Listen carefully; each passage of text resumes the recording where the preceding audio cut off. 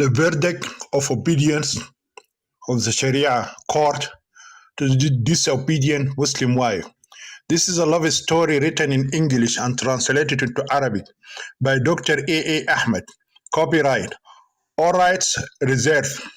All characters in this book are fictitious, and any resemblance to real people, living or dead, is purely coincidental. No part of this book may be reproduced, stored in the tribal system, or transmitted in any form or by any means without the prior written permission of the author, except by a reviewer who may quote brief paragraphs in a review to be printed in a newspaper, general journal, or a school or a university magazines. This is a love story about three Muslim girls who were subjected to gross injustice, severe violence, and abhorrent persecutions by Muslim men, religious leaders and imams, Sharia judges, the police officers in the Islamic community, and the religion of Islam, and it is hostile, hateful, and abusive teachings against women's rights, which are innumerable.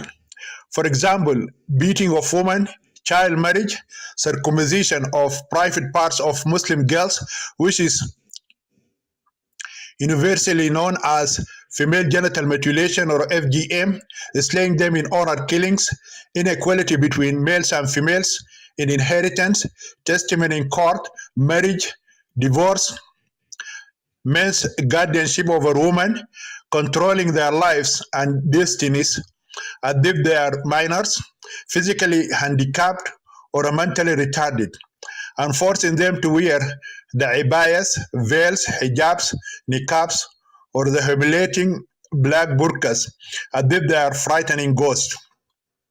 Many Islamic countries prevent women from going to schools and work, and they are forbidden to practice any kind of sports, and they are not allowed to go to gymnastics, beaches or swimming pools, cinemas or theaters, and none of them is allowed to leave the house without her husband or with a muhram man.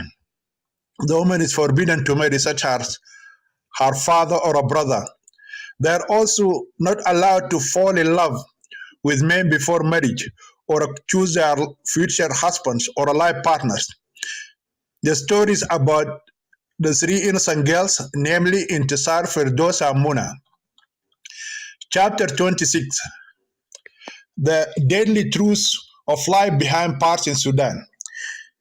In the footsteps of our tragic tale, we are now about to enter a place that no one wants to enter except by coercion from the powerful arm of law enforcement police officers.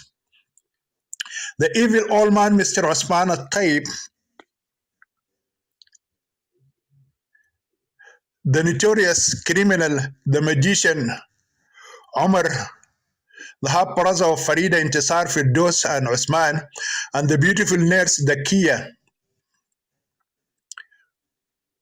the private secretary of the old man, are captured by Sergeant Abdel Nabi and four brave police officers.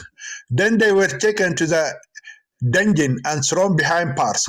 Before we go there and find out what happened to the criminals, we must tell the reader some important information that we have collected about Al-Gadarif Central Prison. Whether the suspect is innocent or guilty, he will face the following problems inside Sudanese prisons. When the suspect is arrested, the first problem he will face is the police interrogators. These are well-trained and trained police men whose primary duty is to extract the truth from the suspect. They were trained to strike him on every part of his body without spilling a drop of blood or killing him. We are told that these ruthless interrogators have been trained in all kinds of interrogation techniques in Italy, then master all the brutality of the world mafia gang. They are much tougher than the Spanish inquisitors and Russian Gestapo, the terrorists of ISIS and Al Qaeda, and Boko Haram, and the Nazi genocide war criminals of Adolf Hitler. After that, the suspect is handed over to the doctors to check whether he is fit to be in prison or not. Any suspect who narrowly escapes a brutal beating by police interrogators is supposed to be declared unfit for prison and should be sent to the intensive care unit at the nearest hospital. Yet the doctors, without examining him, would declare him fit for imprisonment. The reason for this is that the correct doctors will appear to be compromising with the suspect's family. If the suspect happens to be from a wealthy family and his family members are willing to pay what they demand, they will re-examine his state of health and declare him unfit for imprisonment. In this case, he will spend most of his sentence in the hospital. After these doctors, the suspect must confront the prison guards. These guards do the least evil to the suspect. Their main task is to pick up the suspect of every valuable things that happened to be with him when he was arrested. For example, if he has some cash, a nice watch, a golden chain, or other jewelry, a nice shirt, pants, or a shoes, the guards will confiscate these items. The suspect will not take it back later, whether he is declared innocent, guilty, or even seen them again. The suspect would then be dragged or carried away by the guards and thrown into one of the barracks. Now the suspect has reached the end of his journey from the free world to the dungeon world. Among the suspects and prisoners, there are those who call themselves bodyguards. I hope that no one reading this story will be deceived by the good reputation that the prison bodyguards call themselves. These guards are criminals and doing criminal acts. It is these criminals who have been tried and convicted. Most of them are serving life sentences or on death row, waiting their turn to be executed by hanging, beheading, or stoning to death. So they lost all hope in life and their hearts turned to stone. They are tougher than police interrogators. They don't care if their victim dies at their hands. When the guards bring a new suspect inside the barracks, those bodyguards beat him mercilessly. Then they will inquire about his offense. If his charge is related to money, he will be the object of their interest as long as he is in prison. For example, bodyguards favor crimes such as income tax, social deception by a lawyer or a witch doctor, murder, kidnapping, rape, robbery, drug trafficking, violence against women, child abuse, and bribery. With their agents out of jail, the bodyguards will make a deal with the suspect's family. If the family refuses to pay for their protection service, the suspect will be mercilessly beaten day and night. In addition to the bodyguards, the suspect will face the problem of sleeping in the barracks. Each barracks would be backed with 200 to 300 suspected and convicted prisoners. No bed, sheet, mattress, or a pillow is allowed inside the barracks. Besides, the suspect must spend the night biting mosquitoes and other vampire insects. Inside the prison, There are millions of flies during the day and billions of mosquitoes at night. The last problem the suspect faces at night is where he sleeps. There are good places and bad places to sleep. The bad place is near the toilet, where the suspect has to spend his time in jail to inhale the smell of urine and feces that spread a foul odor of dirty toilets in prison. They are dirty as hell. The cleaners are afraid to death to enter the prison and clean the bathrooms for fear of dangerous criminals. The prisoners were divided into suspect and convicts. Convicts are prisoners who have been tried, convicted, and sentenced to prison, while the suspects are the ones who are in pre-trial detention. Sometimes the suspect spends more than a year on remand. During this long waiting period, the accused is not entitled to obtain prison uniforms, shoes, soap, toothbrush, toothpaste, tea, or coffee from the prison authority. It is the responsibility of his family to provide him with these necessities of life. If he happens to be unemployed, an outcast, or a beggar who has no one to take care of him outside the prison, he will remain as long as he is in the pre-trial stage without these basic needs of life. In addition, the new suspect will be forced to sleep with suspects who have not showered, washed their body clothes, or brushed their teeth in several months. After this brief introduction, it is now time for us to follow in the footsteps of the two evil criminals who were caught in Badria's house by the policemen and took them by force and threw them inside the lockup.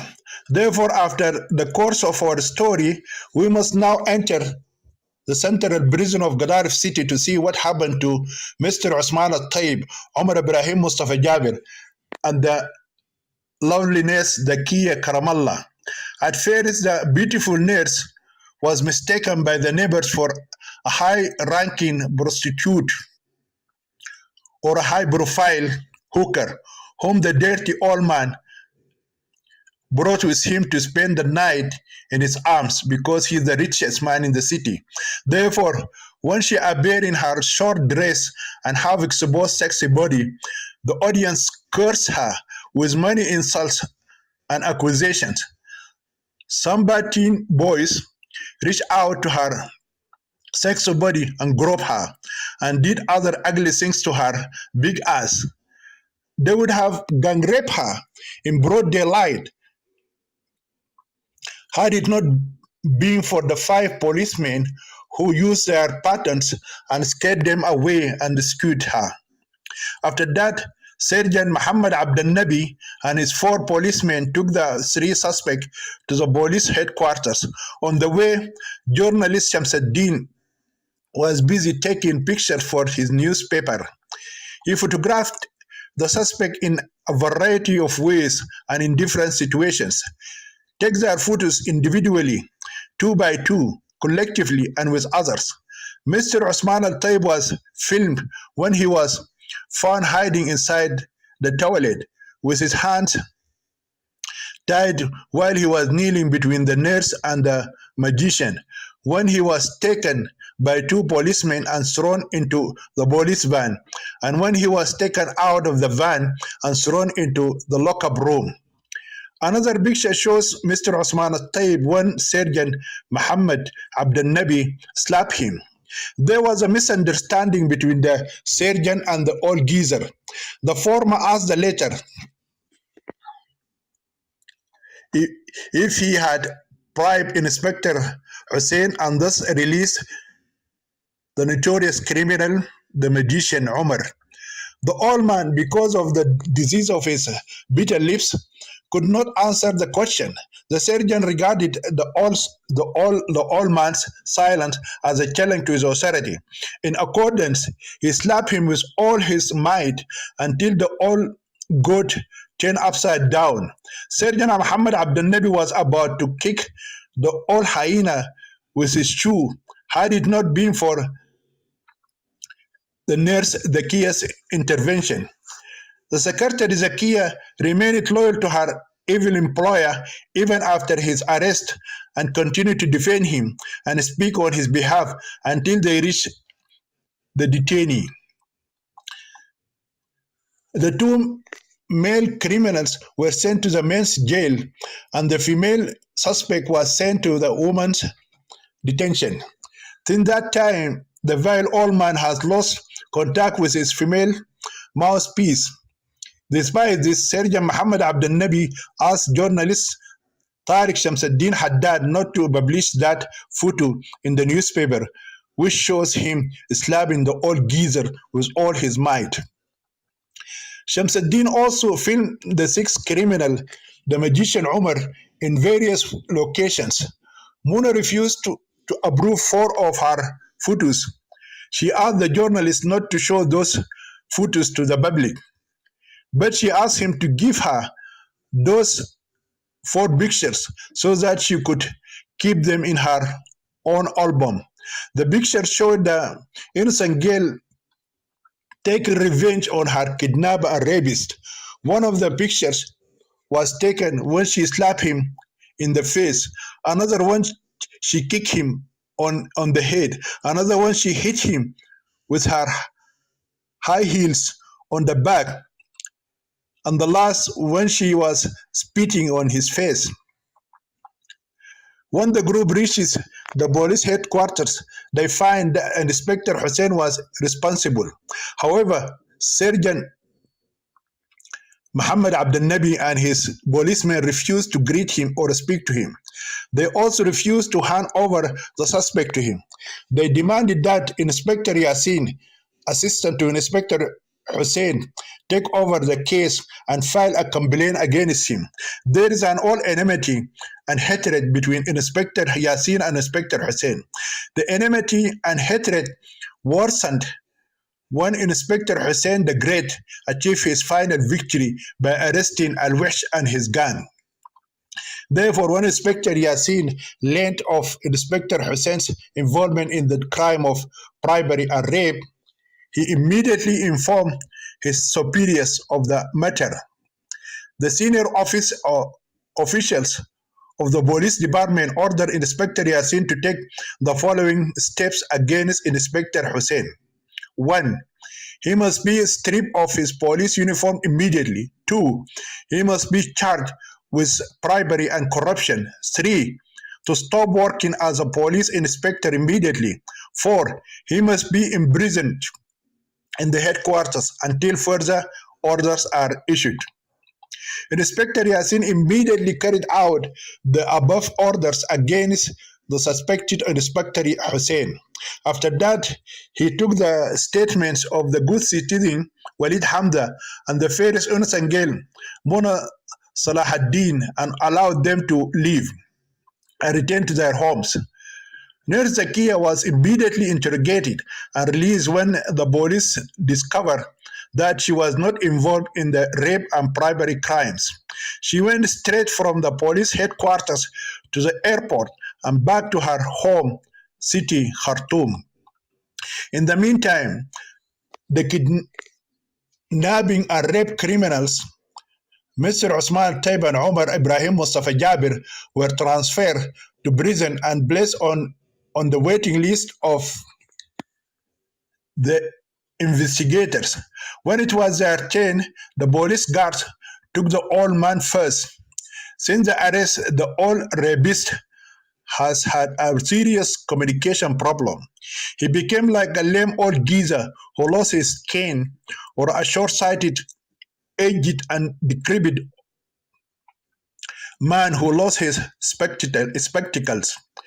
He had lost his notebook and pen in Omar's house, and after entering prison, he lost his private nurse and personal secretary, the Gia, who was his megaphone.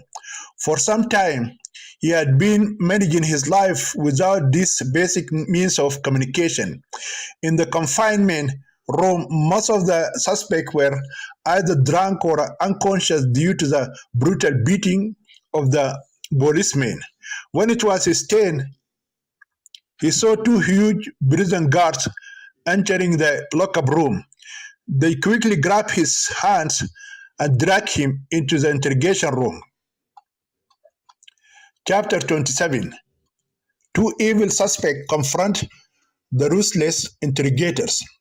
The police interrogation room is slightly larger than a public telephone booth. There is a small chair and a table. The two police guards brought in the evil old man and handcuffed him in two corners. The old man has become like the crucified criminal of the Islamic State Caliphate. Then they turned off the lights and left. The small room became as dark as a tomb. For half an hour, the old hyena is left hanging in this position like a crucified person. At first, he thought it was a punishment for his crime. He hoped this punishment wouldn't be long. He's afraid that he will die hanging like a chicken on a rope. Then he heard that the door to the room was opened and the sounds of the footsteps of some creatures entered. He tried to see who entered, but he couldn't. His troubled mind told him that the room was haunted place full of ghosts.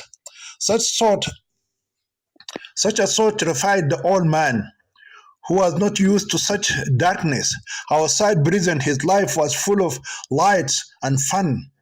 He used to spend his time in beautiful villas, mansions, five-star hotels in foreign countries, and fly by planes from one country to another in business class. When the old geezer remembered the outside world, he started to shed hot tears. However, the rabies man did not remember the evils he had committed against the second innocent girl, Firdaus, and did not repent of his many evil deeds. While the old man was hanging in that miserable state, he suddenly saw a sharp light focus on his eyes. He experienced severe pain in his eyes. He felt like a scorching flame ignited in his eyes. He tried to close them, but it felt like they were filled with hot chili powder. He pulled his hands to protect his eyes, but he couldn't free them from the ropes. As he struggled with his eyes and hands, he felt some rough hands grab his jacket, shirt, and trousers and strip them all from his body. He then heard a loud voice asking him, "Did you bribe Inspector Hussein to acquit criminal Omar Ibrahim Mustafa Jabir of his involvement in the crime of kidnapping and rape of the innocent girl?" The old man thought through, trembling with fear, remained silent with his mouth shut. The harsh voice repeated the question 3 times, but the old man did not answer. After that, he felt as if a sharp sword or electric shock had cut his stomach and split it into two halves. The pain was so terrible that the old fox tried to open his contemptible mouth and scream, but this also caused great pain in his diseased lips. Tears flowed from his eyes. He felt another heavy blow to his stomach, followed by a kick and a slap. At least 3 people continued to beat the old wolf continuously for 10 minutes. Each of them focused on one part of his body. One specialized in slapping, the other is kicking, and the other is cunning his naked body. The third investigator focused on the cheeks, ears, mouth, and head. Therefore, he caused more pain than the others. The other 2 interrogators divided the rest of the naked body between them into 2 equal parts. 10 minutes later, they stopped at the same time. The old man felt his body on fire. Every member of his body was burning with unbearable pain. Once again, he heard the harsh voice asking him the same question. His heart longed for the beautiful nurse, Zakia. In that unbearable torture, he remembered the second innocent girl, Firdaus, how she suffered unbearable pain when he brutally raped her. He knows that now God will compensate him for the evil he did to her. However, the evil old man does not repent of his sins. When the question was repeated 3 times and the old hyena could not answer it, the beating resumed again. It continued for another 10 long minutes. When they stopped, the old man felt his body float on molten lava of an erupted volcano. One of the police interrogators said, I think this old wolf is deaf and his mouth has gone dumb.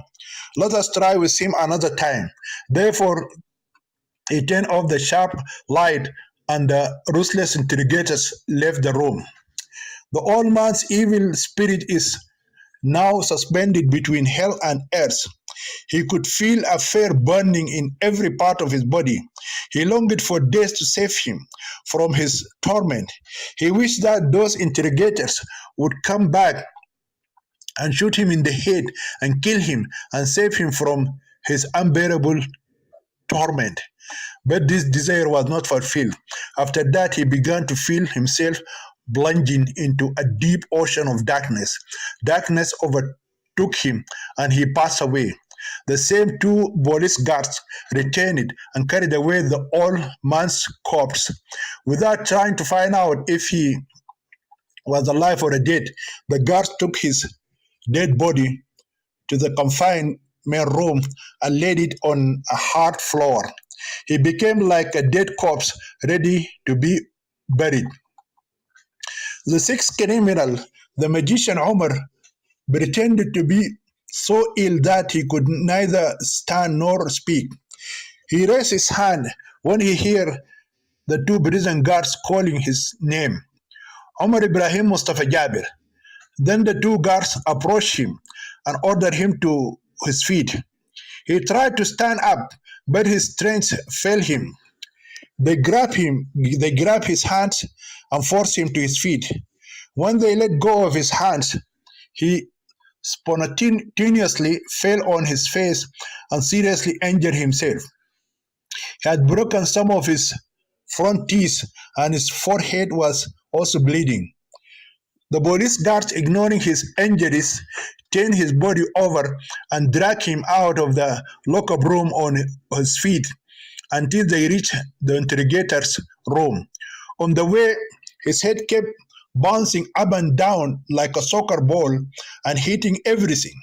His body, which had been severely beaten and damaged by the police interrogators at his initial detention, suffered unbearable pain.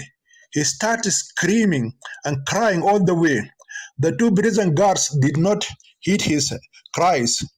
In this inhumane way, the criminal Omar was dragged for 6 minutes until they reached the police interrogator's room.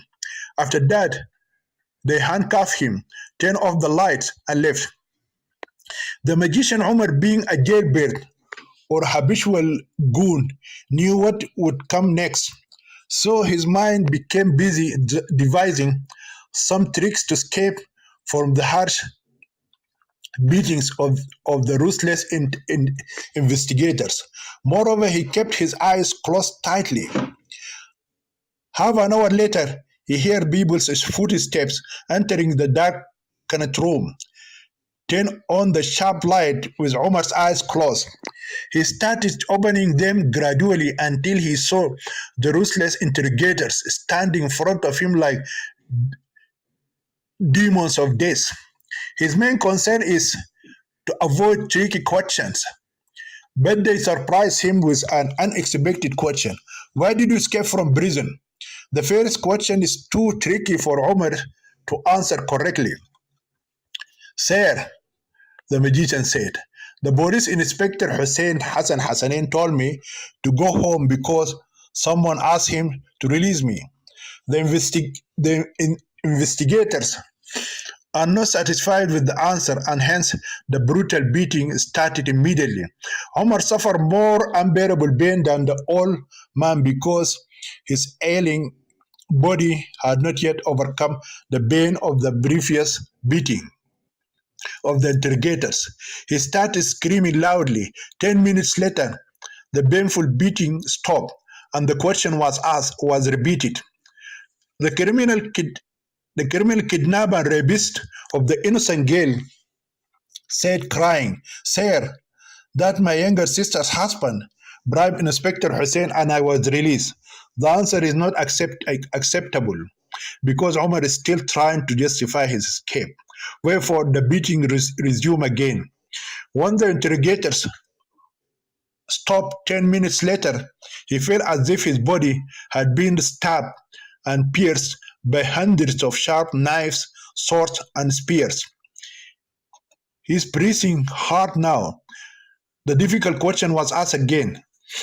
My little sister's husband, who the well-known wealthy man Said Osman al-Tayyib, wanted me to appear before the judge of the Sharia court.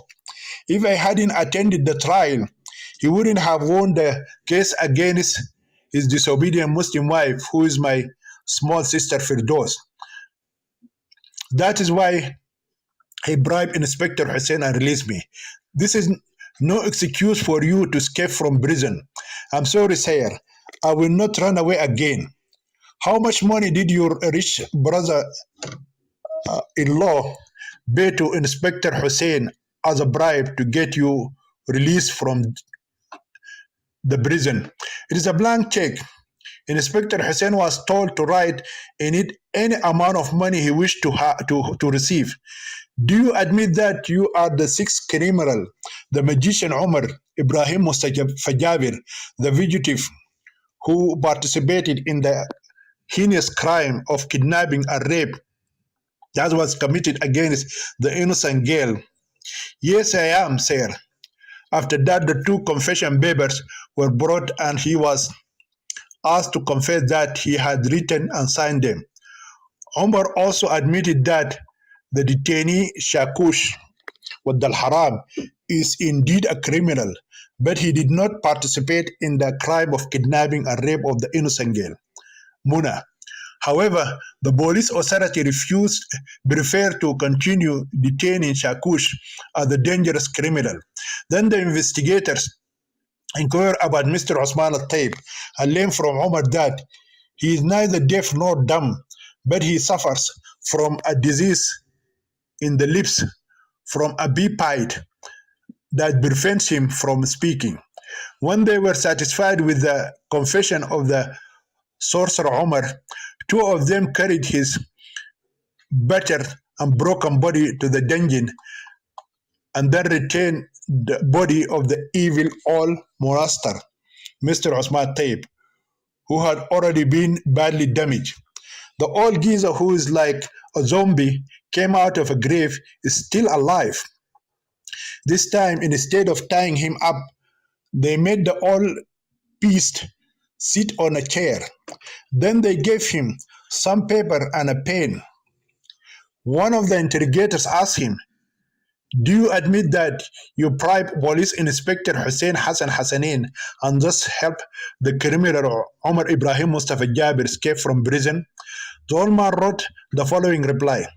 "I had asked Inspector Hussein to release him for 3 days only because I needed him to testify before Judge Abdul Muhsin Taha in the Sharia court in Gadaref City regarding my dispute with the family of my first wife, who is his sister Firdos Ibrahim Mustafa Jabir." When his response was read out loud, another police interrogator responded angrily and slapped the old man. The slap was so strong that the old got the chair and the table turned upside down. All these things were rearranged and the question was repeated. The old man did not reply. So the tough cop assumed he had become temporarily deaf from the slap. To overcome the difficulty, he wrote the question on a piece of paper and presented it to him. This time the old man wrote a satisfactory answer. Since you know that Omar Ibrahim Mustafa Jabir was involved in a crime of kidnapping and rape of an innocent girl, why did you bribe Inspector Hussein and ask him to release him? When the old man read the above question, he hesitated for a moment and then wrote the following answer. I was told that he had participated in a serious crime, but I did not know what the crime was. When the answer was read aloud, the old man felt as if a cricket bat hit his face. So everything, including the voracious hyena or the fearsome old beast, is turned upside down. This time, the evil old man flew into the air, literally, and fell 2 meters away. All things upside down, with the old geezer were rearranged again. The answer has been cancelled in red ink and marked with an X, which indicates that it is a wrong answer. Accordingly, the correct and honest answer was requested. Again, a correct answer was given this time. Another trick question was asked.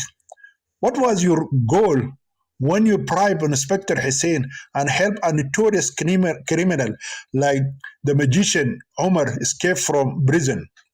The old man knew that he had already answered that question. Therefore, the first thought that occurred to him was to leave the question unanswered. So he put the pencil on the paper and waited for the investigator's reaction. But not answer a question is considered the worst answer by these angry police interrogators.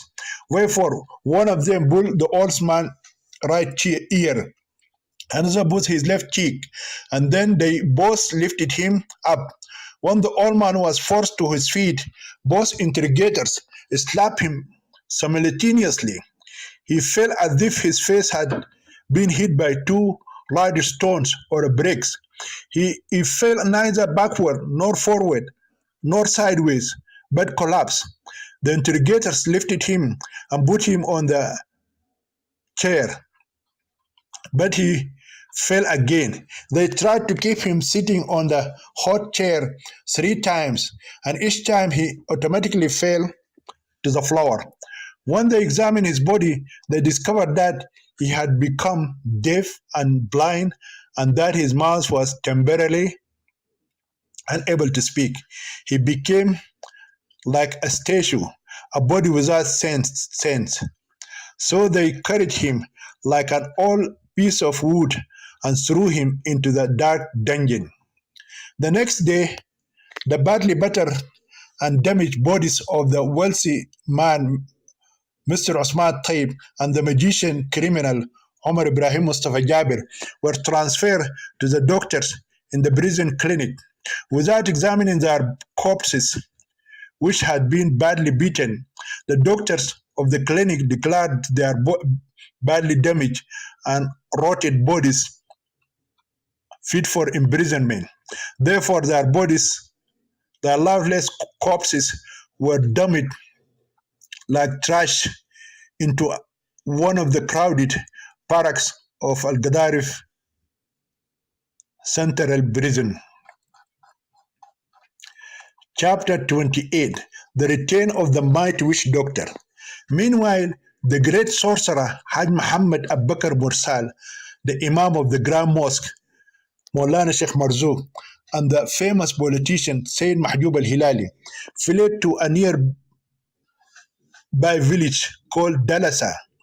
The three cowards ran away when they learned from Omar's mother of the police raid on her house. She told them that 5 policemen had arrested her 6th son Omar, Mr. Osman al-Tayyib, and his personal secretary, the Kia Karamallah. The remaining 3 criminals immediately ran away and headed to that village on foot. It took them 4 hours to get there. The fugitives told the Imam of the mosque who is the head of the village, Dalasa, that they were involved in religious, social, and political campaigns. They claimed to be doing tours in 25 villages. The Imam became happy to receive them in his village that night. He called every villager to the night prayer in the only mosque in his village. And when the news spread that the famous politician, Mr. Mahjoub al Hilali, the virtuous Imam of the Grand Mosque in the city of Al Gadarif, His Eminence, Maulana Sheikh Marzouk, and the great witch doctor, Haj Muhammad Abubakar Mursal, had come to bless the village Dalasa and its people. Everyone came to receive his blessing and healing. The Imam of the village, due to respect and religious differences in experience and knowledge of the Islam, descended from his pulpit and asked Maulana Sheikh Marzouk to heed the male believers in the evening prayer and deliver the sermon too. After 5 minutes of prayer, Maulana al-Mubarak spoke about the ideal marriage in Islam that night. When he finished his sermon, many villagers came forward and kissed his hands and feet. Some of them gave him gifts and money. They also brought their children to be blessed through his righteousness and piety. His Holiness the Blessed Maulana blessed the male children by blessing his hands on their heads and spitting on their faces. However, he refused to touch the bodies of female children because, as he claimed, they are impure women lacking in religion and intellect. Therefore, the Honorable Imam does not want to defile his pure and holy body by touching these impure little creatures. Some of the villagers drank the water that the blessed Imam used to wash his hands, arms, face, mouth, nose, ears, and head and feet during ablution. Some of the school children brought their pens, pencil, books, and notebooks and asked the blessed Imam to pass on to them his divine mercy and karma and help them succeed in their school exams. He responded to their request by spitting on their school supplies as well. Many sick people came to the mosque to receive healing, but Maulana passed this responsibility to Haj Muhammad. Likewise, the mighty magician put his heavy hands on the bodies of the sick male villagers and spat on their faces of the other men and then drove them away. The Imam of the village did not allow any of the females to approach the sanctuary of the mosque and discredit it with their presence because Islam says the woman is aura and or a naked and impure creature. The next day, the village chief swore to God and the collective divorce of his 4 wives to spend a customary day in his hospitality. The fugitives, not knowing where to go next, willingly accepted the invitation. So the chief of the village, Dalasa, and some rich male villagers slaughtered 3 cows, 4 lambs, 2 calves, and a camel to celebrate the pleasant surprise visit of the honorable guest. Therefore, the next day was spent eating, praying, and blessing the villagers. Then the 3 guests inquired of their generous host whether the local newspaper of Al Gadarif city had been delivered to the village, Dalasa. He told them they would come at 8 p.m. on the only bus coming from town. The 3 outlaws on the run from justice eagerly awaited the arrival of the bus and the daily newspapers of the city. During the evening prayer, the virtuous Imam's mind is preoccupied with dark thoughts about his dear friend, Sayyid Usman al-Tayyib. What did the local newspaper write about his accusation? What happened to his dear friend in police custody? Maulana has heard many horror stories of suspects being tortured by ruthless police interrogators. Some people have experienced their bodies being burned. Some had their nails pulled out, and some had to walk barefooted on hot tins and irons.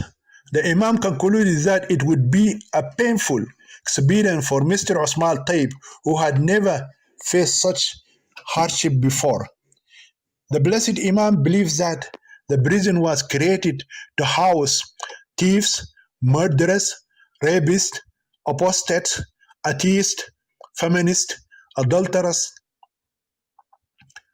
and adulterous women, gays, lesbian, Sudanese prostitutes, Abyssinian whores, and not for the great nobles, people like him and Mr. Osman al-Taib. There is no doubt that the sixth criminal, the magician Omar, will feel at home in prison when he meets his like-minded evil friends. But the rich business tycoon, Mr. Osman al-Taib, will be like a fish out of water. When Maulana's troubled mind had somehow managed to finish his evening sermon, he avoided delaying and kissing from the global villagers and rushed with his wicked friends to their assigned room. The first question they asked was whether the local newspaper had arrived. Someone promised that he would go and find out if the bus had arrived. It took the messenger nearly half an hour before he returned it with the two local newspapers in his hands. When he appeared at the door, the virtuous Maulana and Sayyid Mahjoub al-Hilali rushed in and snatched the newspaper from his hands.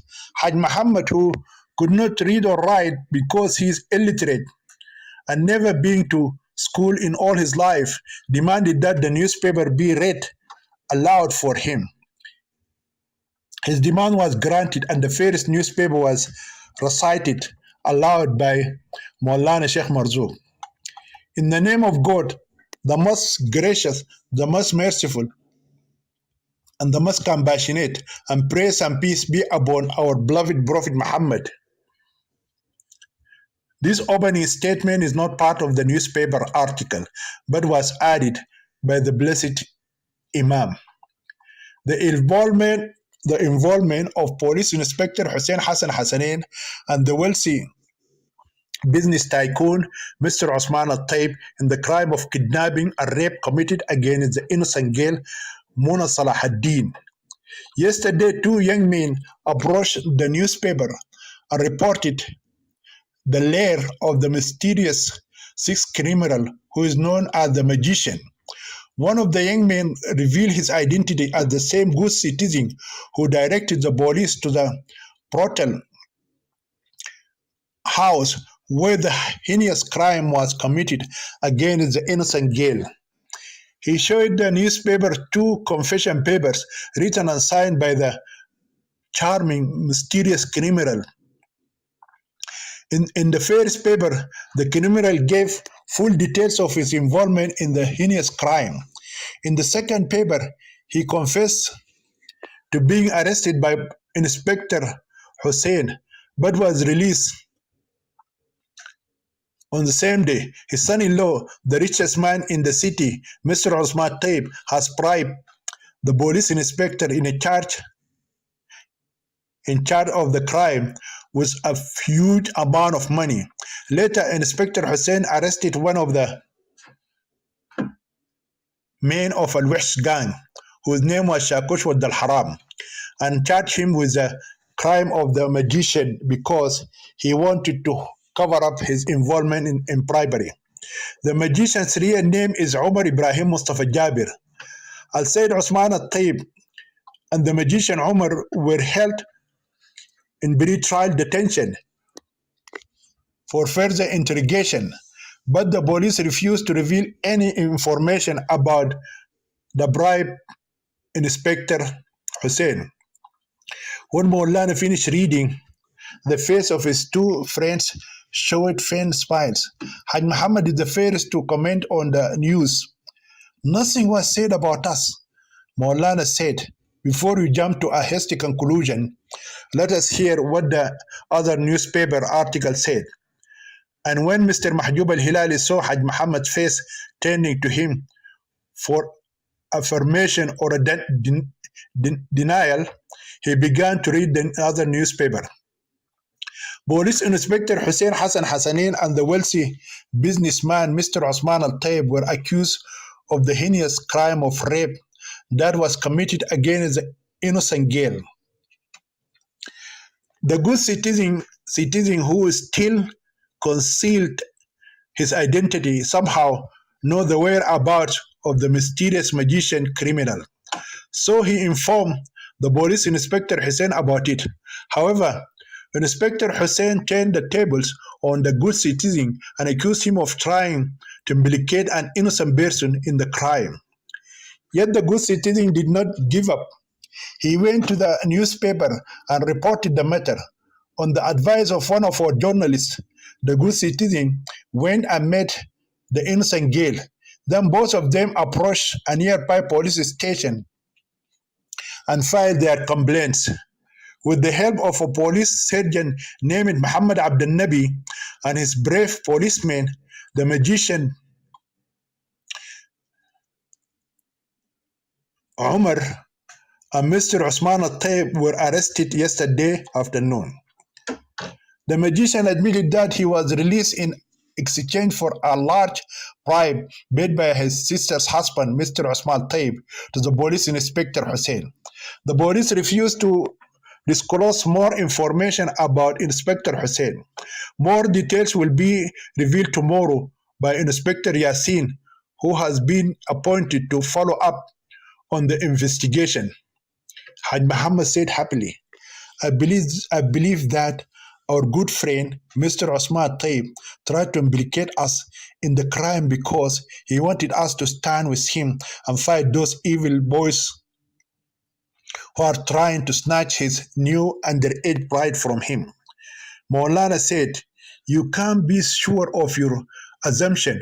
We have to wait and see what the newspapers reveal tomorrow. Mr. Mahjoub al-Hilali said that it is wise for us that we should spend a few days before we return to our city. Not me. I can't stay another day in this boring village. There are no pretty girls here. Every villager is all an insane. The women are covered from head to toe like black ghosts. I would like to go back to town tomorrow. My black magic work will stop without me. Maulana said, it is up to you, Haj Muhammad. It is better for you to remain concealed until the dust settles and the whole matter is over. I was told that the bus that brought the newspapers would leave for town at 5:30 in the morning. I'm leaving tomorrow morning on that bus. Maulana said, it is at your peril that you go back. Haj Muhammad said, I have decided to return and trust in God and his messenger to protect me. Before leaving, the man of clean business had attended the dawn prayer in the mosque. After praying, he obtained permission from the village chief. Many young people and old people came to the bus station to see off the famous witch doctor. He spoke to them kindly with his lips, but his heart hated and despised them. They are not the type of people he likes to talk to or spend another day with them. Despite this, the naive villagers kiss his hands and feet and hug him tightly. Some of them gave him a lot of money. They all shed hot tears as the famous black magic doctor boarded the bus. Escaped criminals Maulana Sheikh Marzouk and Sayyid Osman Al-Taib wish a happy journey and God's protection for their evil friend Haj Muhammad. Thus, the greatest of all greats of the city of Gadarif decided to take a great risk and return to his clean work. He and two fat women took their seats near the driver. Those front seats are the best places to sit. Other passengers are stuffed like sardines in cans in the back seats.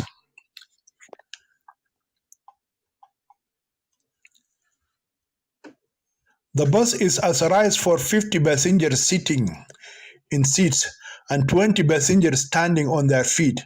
But on that day, the number reached 100.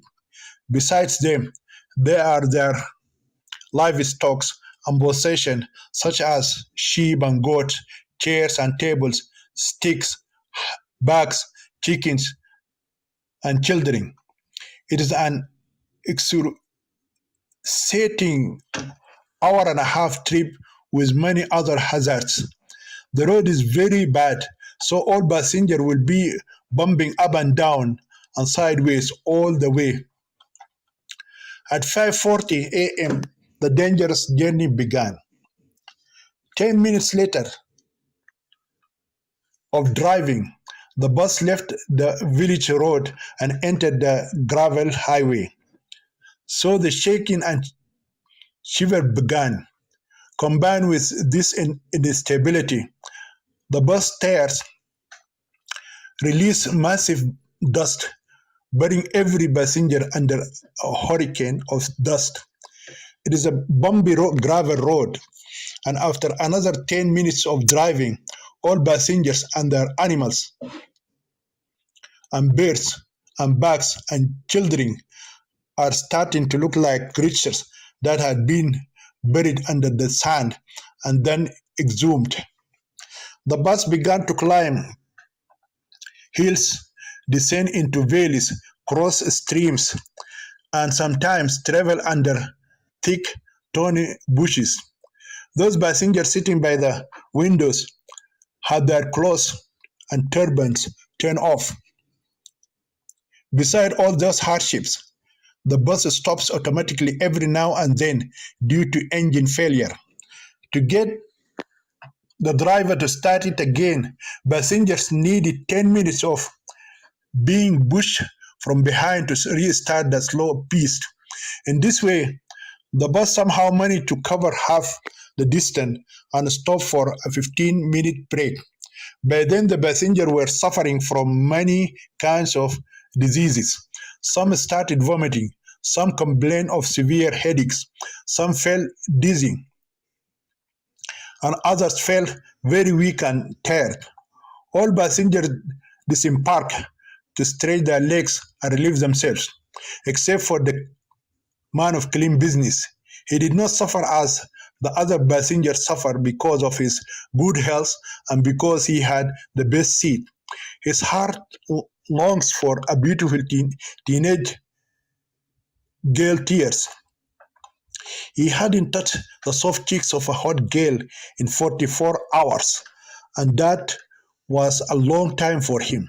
Moreover, he remembers the sexy and hot girl Siham and her attractive promise. Siham is a cover-up name that Farida Ibrahim Mustafa Jabir chose to hide her identity.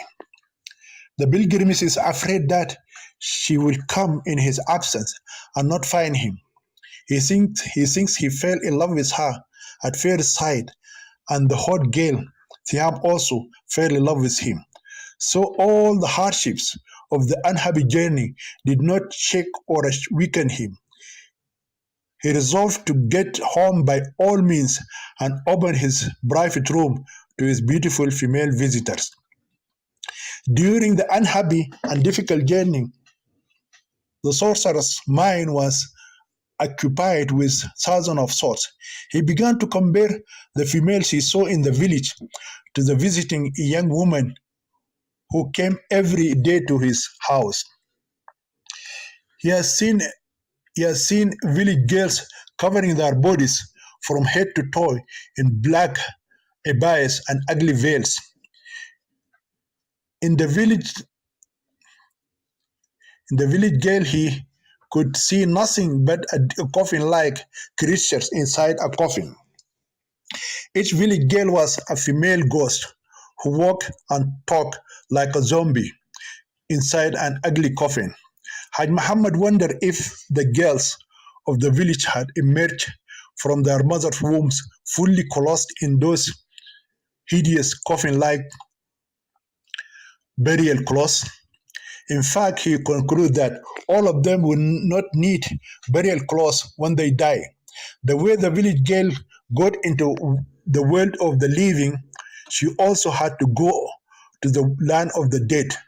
Haj Muhammad knew that if he took one of the village girls by her feet, lifted her upside down, and then shook her well, he would not see any of her inner charms, such as her breast and their nipples, thighs, hips, buttocks, underwear, and cunt.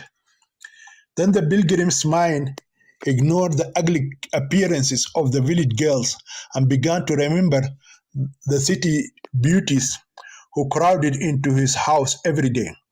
Most female visitors like to wear trendy clothes that reveal their legs, thighs, hips, arms, shoulders, lips, cheeks, hair, and breasts. Sometimes even their underwear can be seen by him, especially when they get scared when they suddenly see the terrifying demonic man named Mr. Daldum standing in front of their beautiful eyes. This is the happiest time of the notorious womanizer. The happiest time for him is when a frightened visitor falls on her back and reveals her underwear, or takes refuge in his lap and embraces him. Therefore, the kind-hearted Haj Muhammad misses the company of those beautiful and sexy teenagers. His loving and tender heart longs for fears and tears, and his generous hands meet the soft cheeks of a teenage girl. Therefore, the pilgrim decides to reach his home on the same day, no matter how dangerous or unhappy the journey. With this determination, the great magician Haj Muhammad sat patiently for the remainder of the unhappy journey. At 7:30 a.m., the bus reached its final destination. Then the mighty witch doctor took a taxi from the bus station to his home. At his home, he inquired of his workers about work. He was told that many girls had come to see him on those 2 days and had ret- returned disappointed. He was also told that some of those lovely girls had promised to come today. When he heard this thrilling promise, the man of clean business Haj Muhammad told his workers to announce to his female visitors that his clean business would resume at 9:30 a.m. on the same day. Chapter 29. The witch doctor confronts a brave virgin of paradise. At 9:30 in the morning, the notorious womanizer was lying on his big mattress and soft music started to play. That very day, the mighty witch doctor decided to add a few more things to his room. He told one of his workers to bring the incense burner and fill it with musk. When the incense burner was brought and its white smoke and sweet fragrance spread and filled the entire private room with its scent of musk, the, the witch doctor's spirit rose, and soon he forgot his two friends whom he had left in the village Jalasa and became indifferent to their problems. He even completely forgot about his imprisoned friend, the rich business tycoon, Osman At-Taib. He wants to enjoy his life and doesn't care if they all go to jail or get killed by their enemies or the police or even fall into hell and burn for eternity and beyond. Then he ordered his maid to choose the youngest and most beautiful girl from among the female visitors and invite her to him. The assistant went to the waiting room and she came back with the news that a girl with the description of the witch doctor had been found, but she came with her blind father. Haj Muhammad ordered his assistant to bring the girl alone and tell the blind father to sit in the waiting room with other guests and wait for her. The host The hostess went and came back frustrated again because the girl's problem is related to her blind father and therefore she cannot come alone to meet him. The womanizer does not like having a pretty teenage girl in his private room with her father. He does not mind a mother or a sister, but he is afraid of the girl coming with her father or brother because of the fear of being slain in honor killing if he touches their daughter or a sister in front of them. However, when he understood that the father was blind, he agreed to let them in together. After a few minutes, the door to the private room opened from the outside. The first thing that the eyes of the compassionate man see is the big buttocks of a teenage girl. This exciting sight is enough to make Haj Muhammad's heart jump out of his chest and reach his mouth. His eyes open wide. The girl is wearing a tight short skirt and a blouse. She had been forced to remove her headscarf and abaya inside the waiting room. She was told that the man of clean business does not like dealing with veiled princesses. Now the Hajj can see her hips as if they were half naked. Then in one motion, the scene changed. Now the womanizer can see the thighs, legs, waist, chest, and hair of the sexy girl. She is now like a big S letter shape. Her chest rose high with large breasts that looked like pomegranates hidden behind her bra. Hips and thighs slightly larger than average. Her long black hair falls loosely at her back. Her golden arms were fully revealed up to the shoulders. Her hands carefully hold the walking cane of her blind father, who leans and walks with it. Then the sweet girl began gradually retreat and return towards Haj Muhammad. Until now, the witch doctor cannot see the girl's face, but what he actually saw is enough to captivate his heart and arouse his lust intensely. His erect dick stood like a cannon of Ramadan above a cannon above a tank inside his white jilbab. The girl continued to back very slowly while holding her father's hand and his walking cane. Haj Muhammad's eyes focus on the big buttocks of the girl who approaches him step by step. The girl with a big ass set fire to the clean heart of the notorious womanizer. Big and sexy buttocks are getting closer to him one inch after the other. With every step the girl takes, her big buttocks move up and down. The lustful Hajj was tempted to stand up and touch those sexy buttocks and make the girl sit on his lap. Somehow, the man of clean business controlled himself and waited to see her face. Her father's blind eyes were covered by large, dark black glasses. The father looks like the fearsome Lucifer, and his daughter looks like a heavenly virgin who descended from heaven to earth. Finally, the beautiful maiden was able to help her father to sit somewhere in the room and then hurried and fell at the feet of Haj Muhammad and began kissing them with her sweet lips.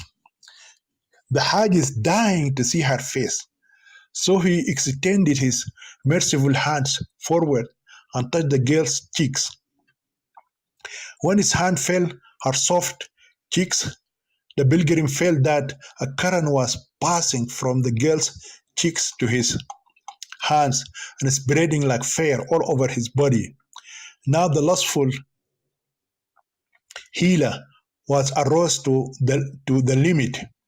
Slowly and romantically, Haj Muhammad's hands raised the girl's face.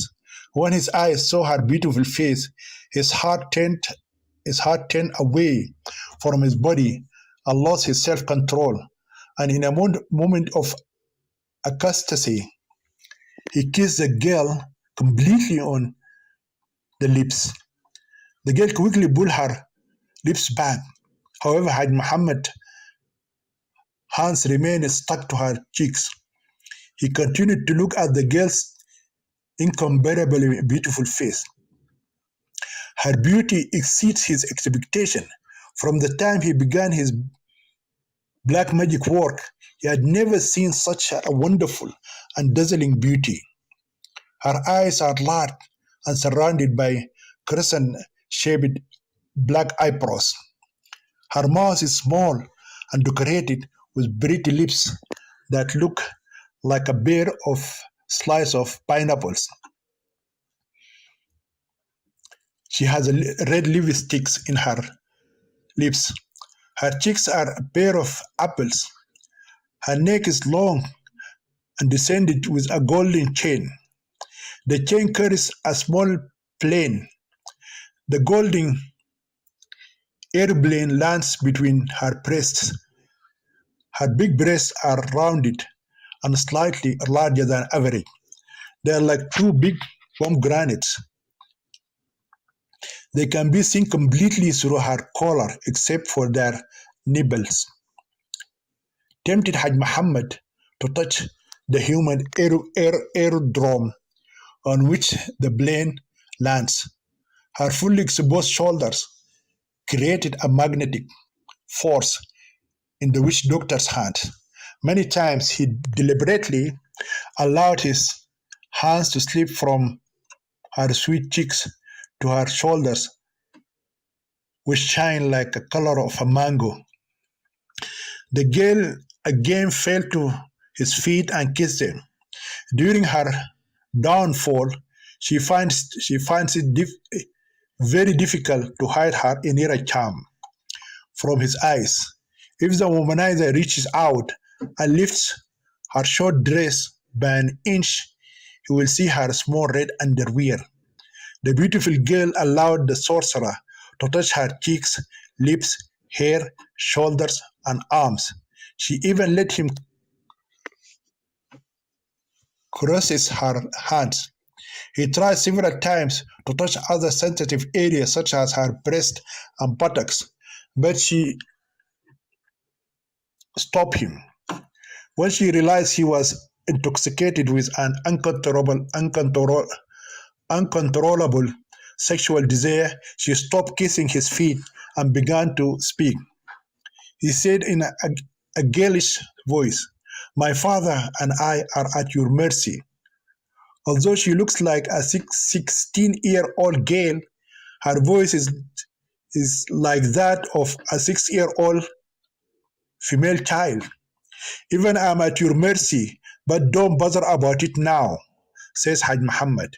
"Tell me, what is your problem? My father was deceived by my uncle, and my cousin had deceived me." "What kind of fraud and deception? One is financial and the other is sexual. Can you explain your problem in detail?" "My uncle and my father inherited their deceased father's money and property. Instead of dividing the inheritance between them, they decided to stay together in partnership. My father lost his wife and his side 12 years ago in a car accident.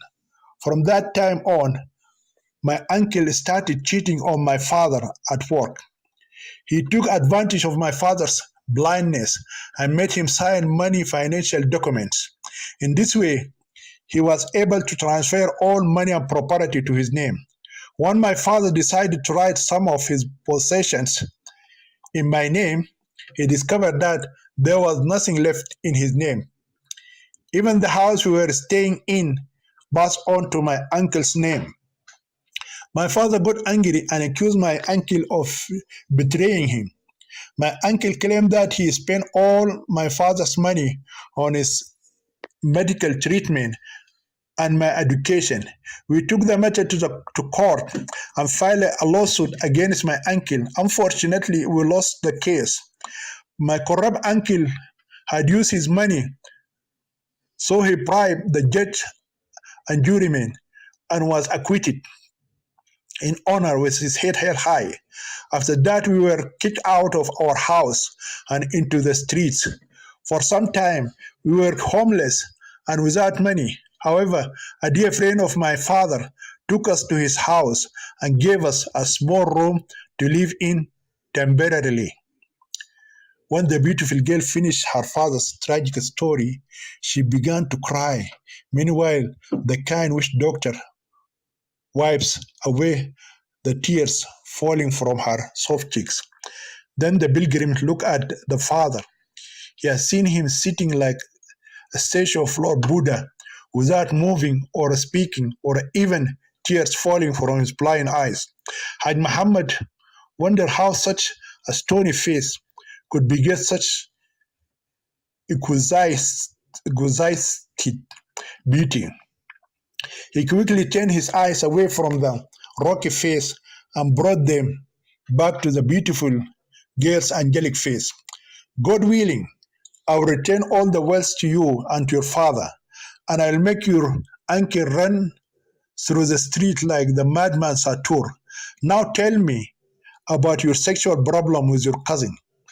I'm ashamed to talk about it, said the pretty girl, still crying and speaking in a childish voice of a small girl. Just consider me your best friend and thus open your heart to me. The girl looked around the room and at Haj Muhammad to make sure that there was no one else but him, her blind father, and her. The sorcerer shook his head and hands to assure the girl that there was no one but the three of them. I've been in love with my cousin since childhood. We grew up together, played together, slept together, ate together, and studied together. We're like twins. Our souls have loved each other since we realized ourselves. My father was pleased with our friendship, and it was the desire of his heart to see us one day become husband and wife. Despite our happy friendship, my uncle was not happy with our love affair. He held me responsible for his son's repeated failures in his exams. He told me several times that his son could have done well in his exams if I had been away from him. My cousin started to believe his father and slowly started to change. Nevertheless, I continued to love him and did everything to make him happy and win back his trust and love. Unfortunately, he took advantage of my blind love for him and cheated on me with another girl and then raped me when we were alone in the house. He made me pregnant of an illegitimate child or what haram without marriage. When his when his father found out about my illegal pregnancy, he refused to accept the fact that his son was behind this heinous act. Unfortunately, even my cousin sided with his father and claimed he was innocent and said another boy had made me pregnant. After that, father and son kicked us out of our house. Now, I'm ashamed to confront society with a sex scandal. I have spoiled my father's name and added more grief to his heart. Yet my father still loves and trusts me. After our heartbreaking tragedy, my father revealed our intractable problem to one of his close friends. The friend advised him to take his illegally pregnant daughter and go to meet the mighty witch doctor Haj Muhammad. I'm in a serious dilemma. I don't want to run away from home and leave my blind father alone. Also, if I run away, I have to escape to another city and become a prostitute there. But if I choose to stay, the neighbors can report my unlawful pregnancy to the police because it happened without Islamic halal marriage. If I give birth to an illegitimate child in prison, the Sharia court will condemn me as an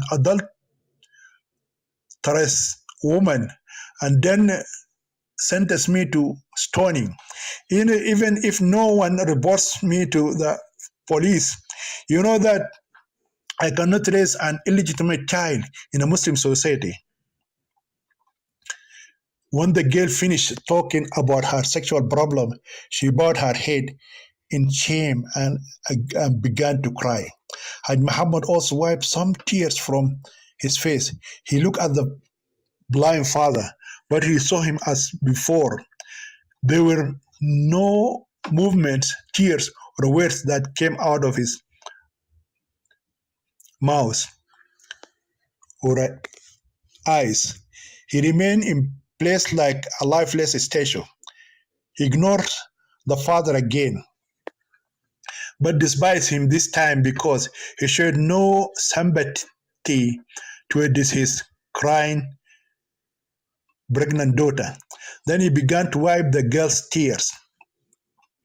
He enjoyed it so much, but it was the beautiful, sexy girl who stopped crying and said to him, "If you do nothing to help us out of our shame and misery, I will end my life."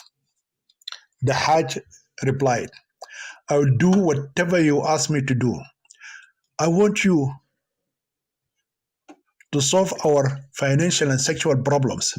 Haj Muhammad's heart was filled with the spirit of anger and vengeance. So he raised his hand and shouted loudly, "Oh, Daldum!"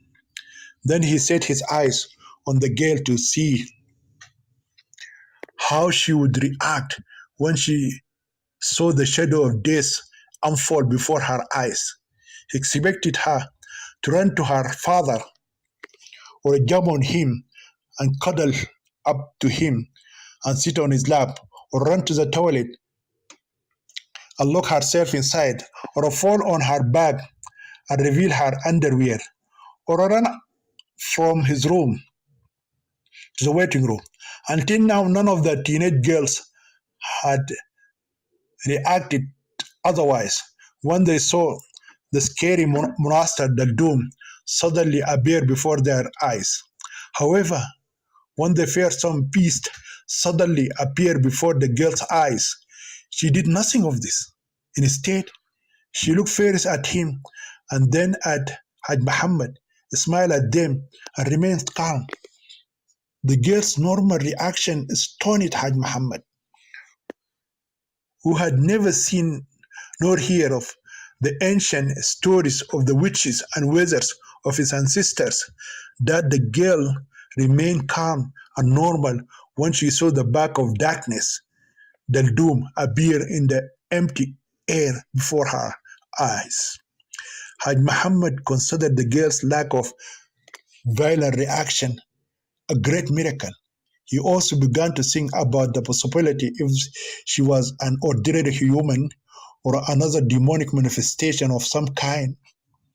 Daldun himself was astonished and very afraid.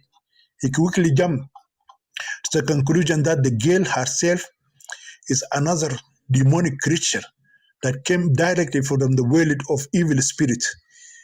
He might believe her if she claimed that she was his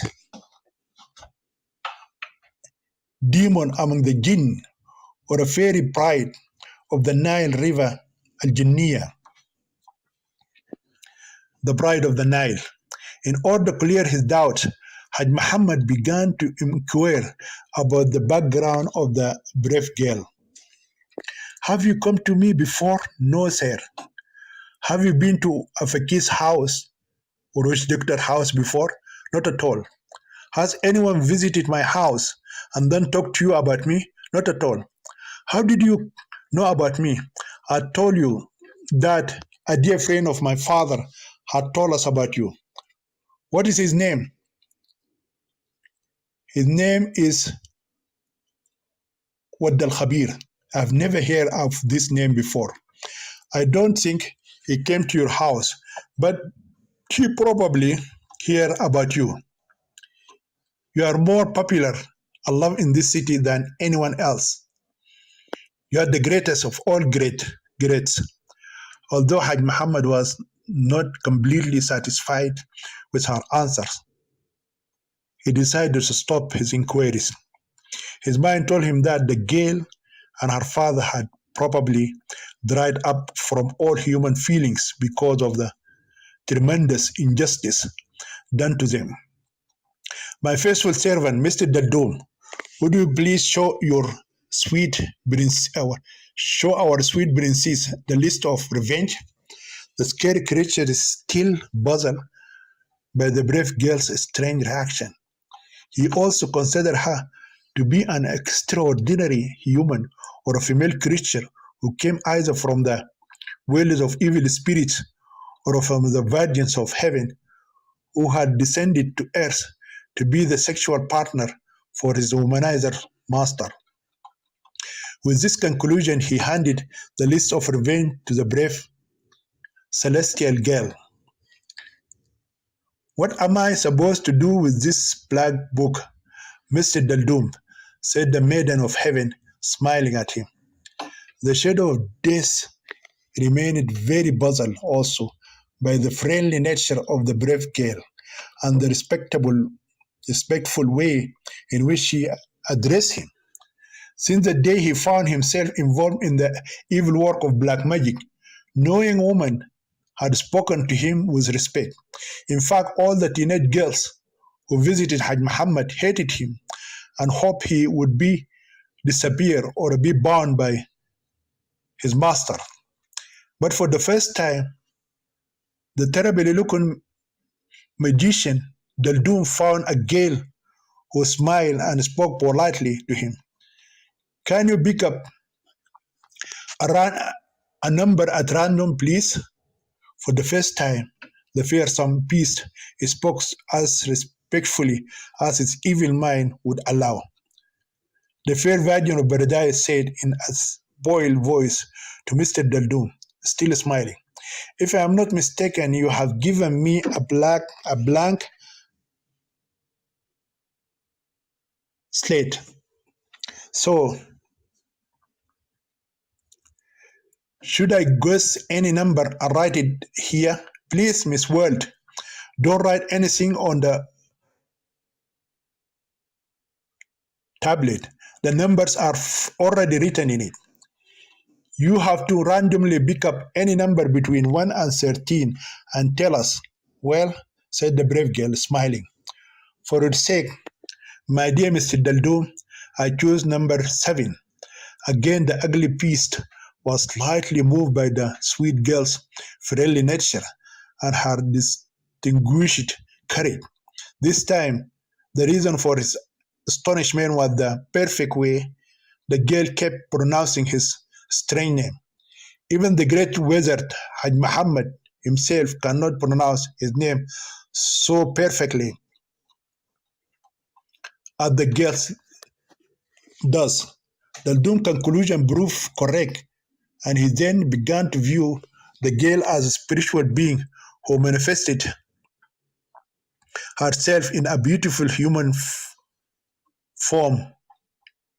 So he smiled at the Virgin of Heaven and then said, the number you have chosen is suicide, not for my sake, but rather as punishment for your uncle. Now can you tell us his full name? His name is Hassan Wad al Khair. Hassan Wad al Khair number 7, Daldum shouted very loudly. Why did you repeat the name after me so loudly, Mr. Daldum?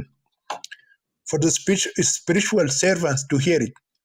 Who are the spiritual servants? Excuse me, Princess, said Haj Muhammad. We usually do not like to tell people anything about our invisible servants, but for your sake, I will give you some information. Our servants are invisible evil spirits who help us do our jobs without police interference. For example, your uncle caused great injustice to your father. When your father went to law, the law closed its doors on him. If your father tries to take his rights by force, the law will come after him and punish him. Wherefore, he is the loser anyway. My servants will punish your uncle and return to your father his money and possessions. The police do not see the spiritual servants and do not believe in their existence, and this makes our work safe and easy. Do you see these spiritual slaves? Not at all. How do you communicate with them? Through my spiritual leader, Daldum.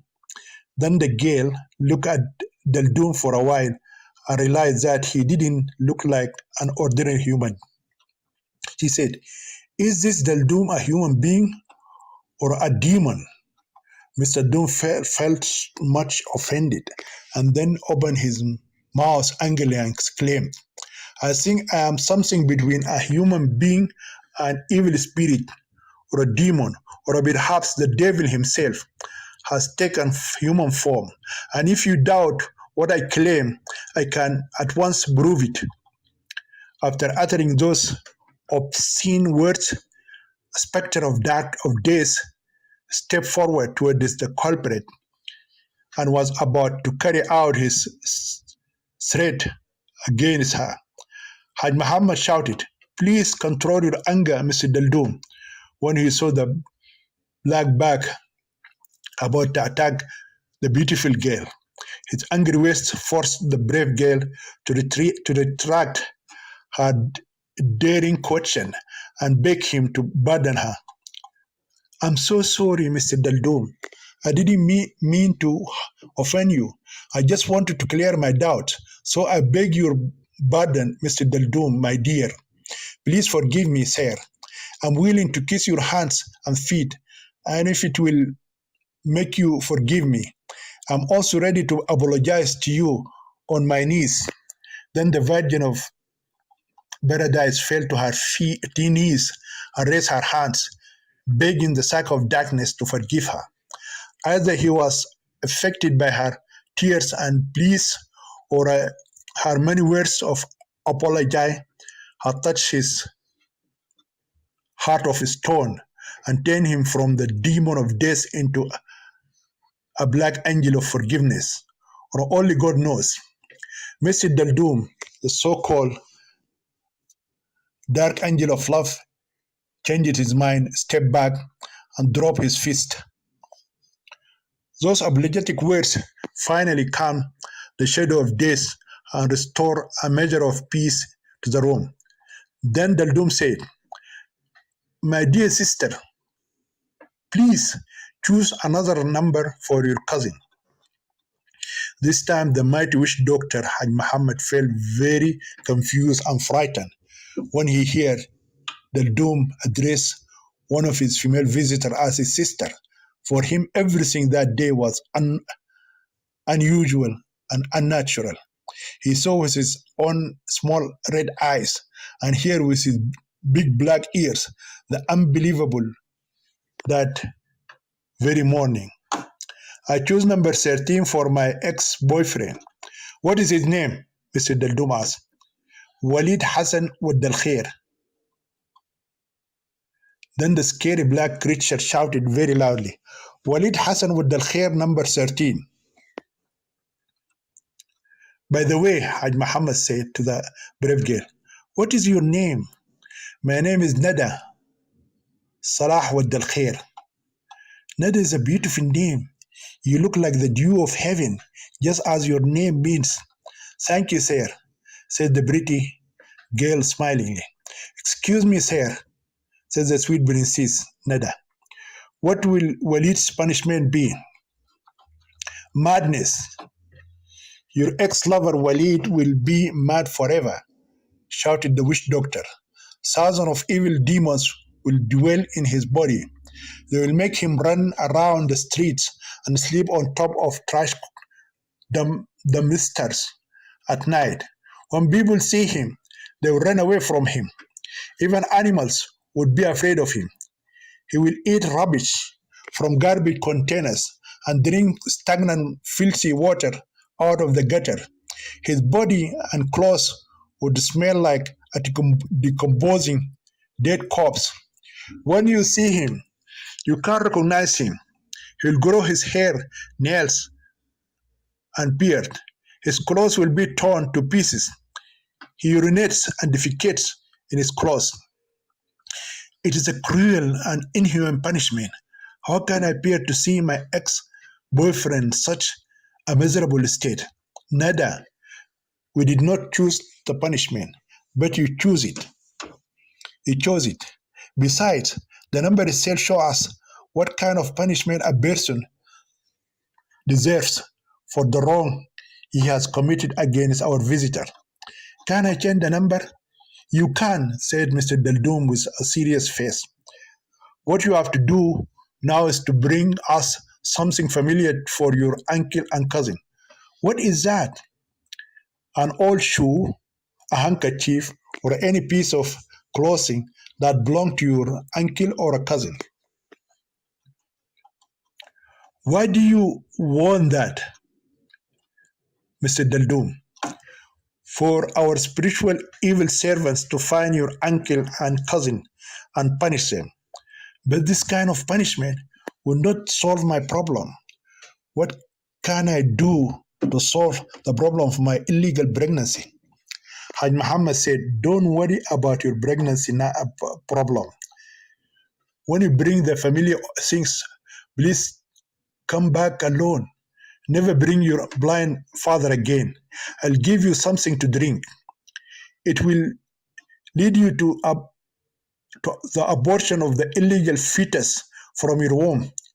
It will make you sleep for an hour or two in my own room. When you wake up, you'll be a virgin again. Your pussy will be closed, just like the day your mother gave birth to you.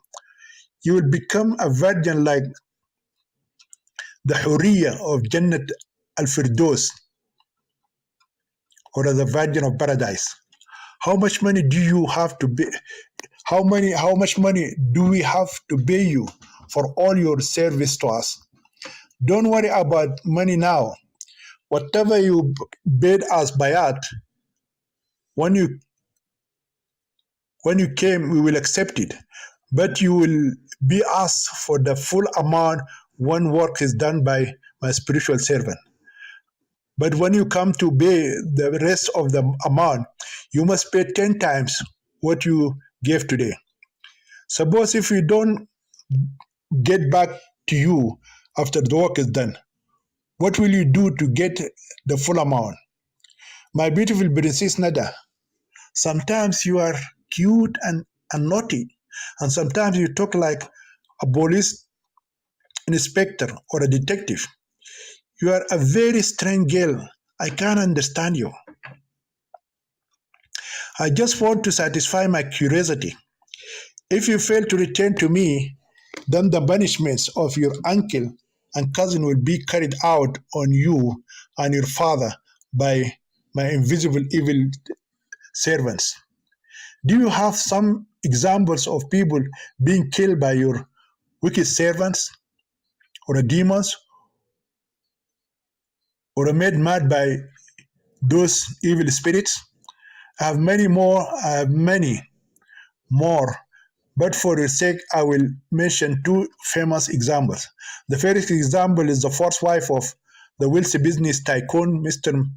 Osman al-Tayyib. Her name was Rasha, and she died during her giving birth to her firstborn. She was killed when she was 13 years old.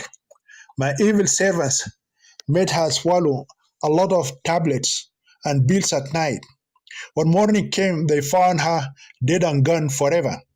The hospital staff informed the police authority of the cause of her death as having committed suicide because she was married to an old geezer. The second example is the madman Satur. He is known as a madman, but in reality, he is possessed by my evil spirits. Thousands of them tortured him day and night until he dies in the streets like a stray dog full of rubies.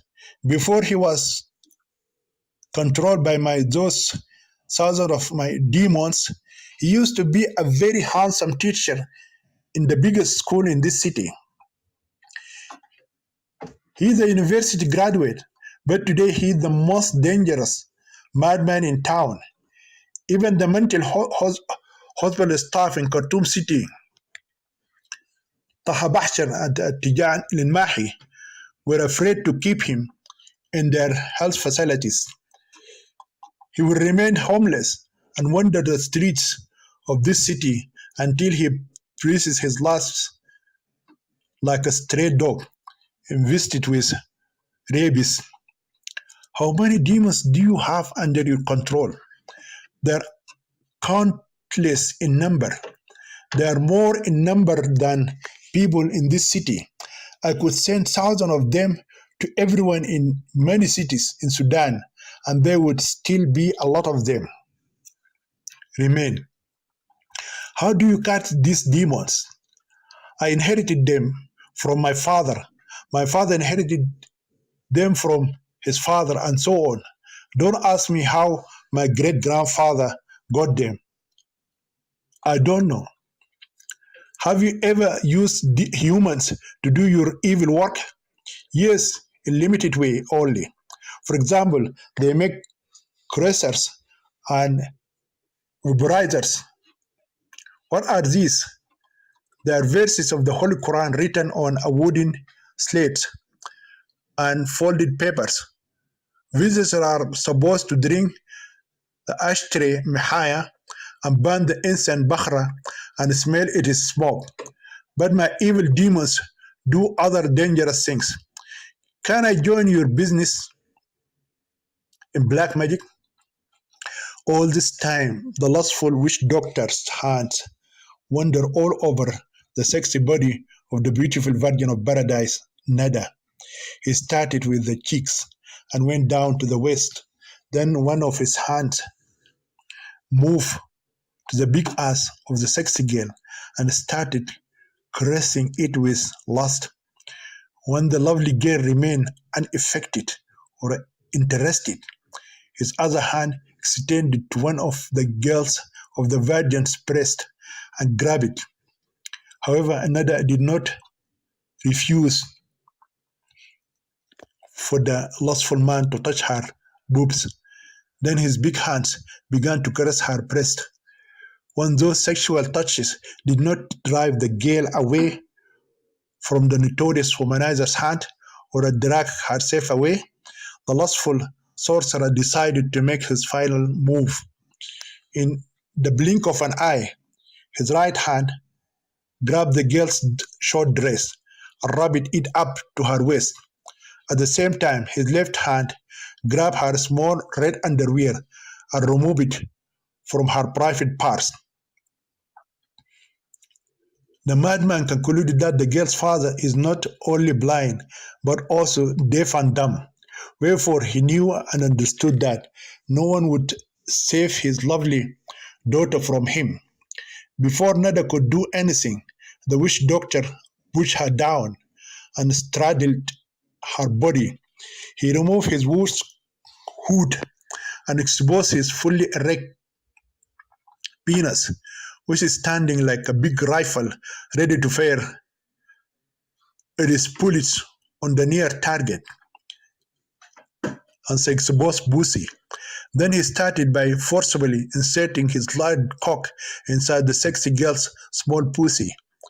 When Nada realized that the evil magician has begun to rape her, she overcomes her sleep. She fell his big dick completely inserted inside her small pussy. It gave her terrible pain in her cunt. As a result, she started screaming for help. Her loud screams not only made her father wake up from his slumber, but also brought many visitors into the unclean businessman's private room. Among the visitors is Shamsuddin. He is the same famous journalist who's covering the recent kidnapping and rape of the fairest innocent girl, Mona Salahuddin. Once inside, he turns on his camera and begins filming the still in progress rape crime. The notorious womanizer Haj Muhammad was completely possessed by his demonic lust, and nothing could ease his sexual madness except the rape of the lovely girl in front of her father. While he was involved in the rape, he felt someone's strong hand hit him on the head. He looked up to see who hit him. He saw the father's face with a gun in his hand. His dark glasses no longer covered his eyes. Instead, his eyes filled with anger and determination.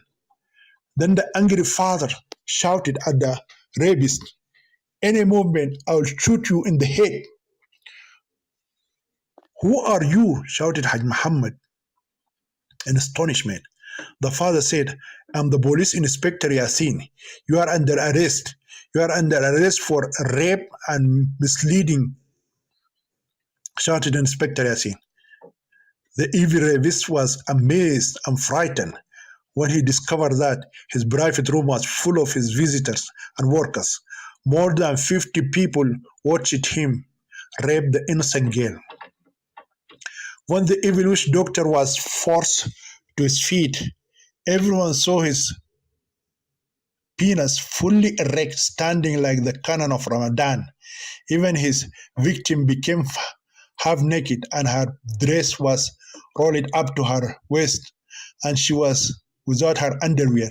Everyone saw her pussy was covered with black pubic hair. The media reporter Shamsuddin took many pictures of the rape.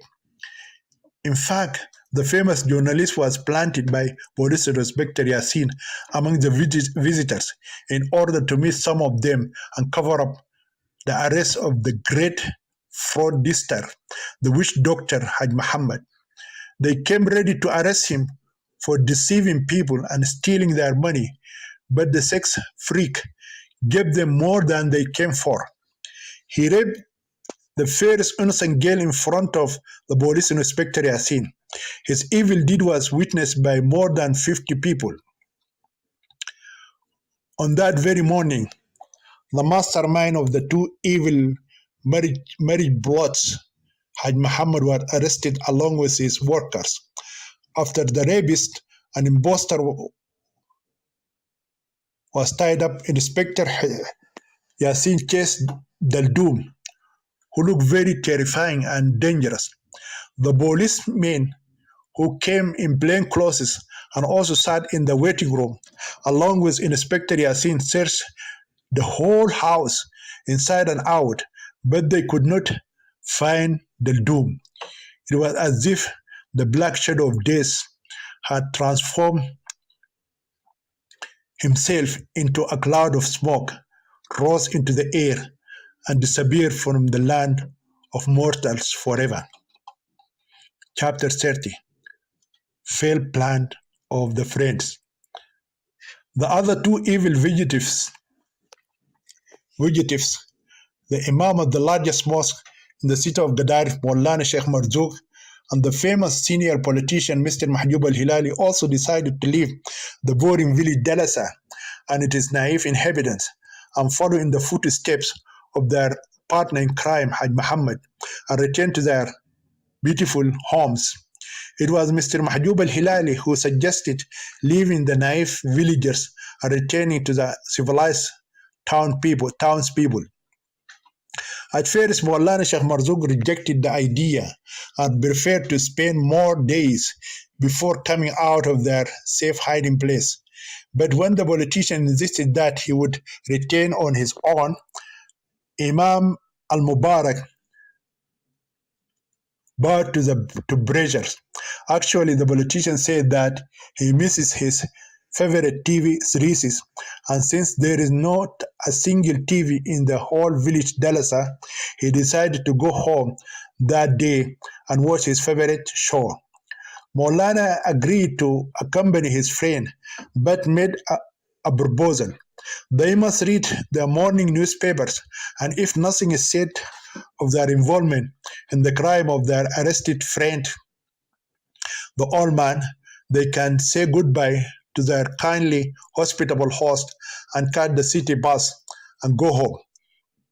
Before sharing their hearts with the village chief, the two fugitives sent the same man who had brought the newspapers the day before to bring today's newspaper. The messenger went and came back in less than half an hour. But instead of handing over the newspapers to the respected guest, he went straight and handed them over to the chief of his village.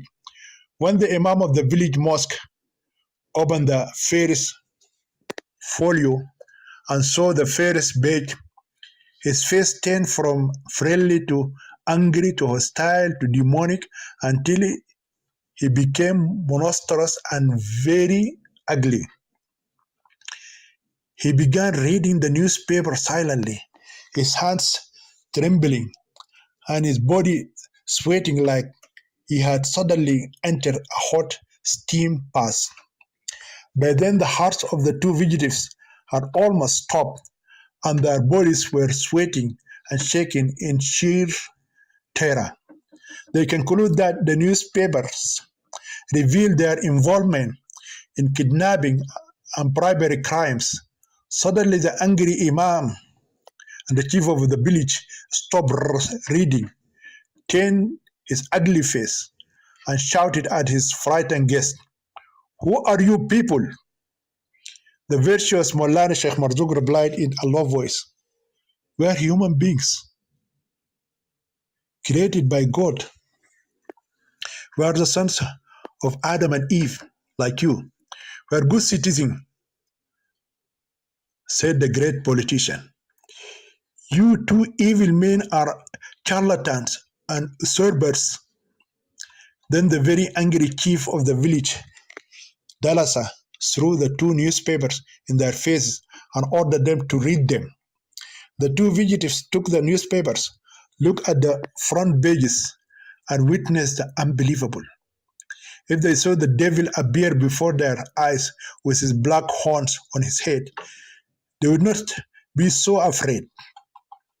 The newspaper showed their friend Haj Muhammad standing naked, his penis fully erect like a cannon ready to fire, and under him a beautiful teenager falling on her back while she was half naked.